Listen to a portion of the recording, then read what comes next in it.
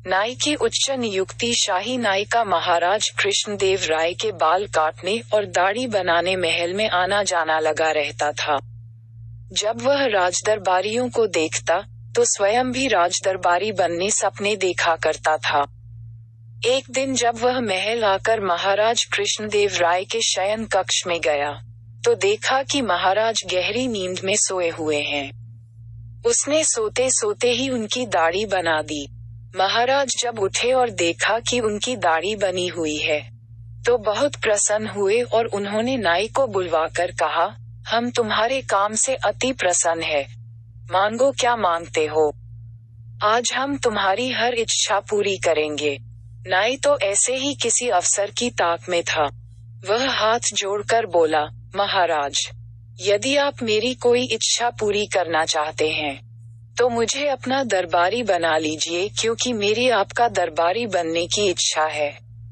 महाराज कृष्णदेव राय ने बिना सोचे समझे ही उसे अपना दरबारी बनाने की हामी भर दी। नाई बहुत खुश हुआ और सभी जगह ये बात बताने लगा। जब दरबारियों को ये बात पता चली तो वे चिंतित हो गए।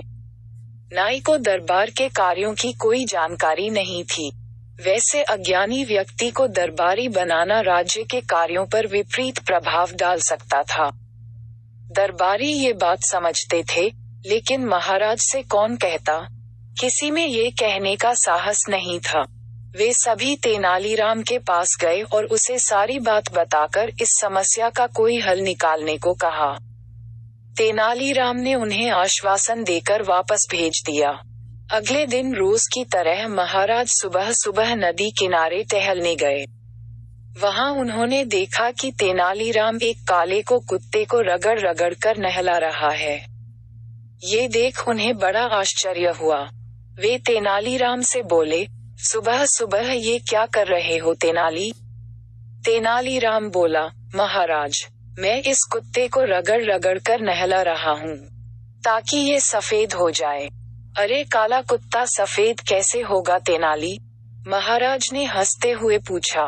महाराज, जब एक अयोग्य व्यक्ति राजदरबारी बन सकता है तो काला कुत्ता भी सफेद हो सकता है, तेनालीराम ने उत्तर दिया। महाराज समझ गए कि तेनालीराम का इशारा किस ओर है। उन्होंने नाई को राजदरबारी न बनाकर वही स्थान दिया जिसके लिए वह उपयुक्त था। अगर आपको वीडियो अच्छा लगा तो सब्सक्राइब करें और शेयर करें एजुकेशन स्टोरी।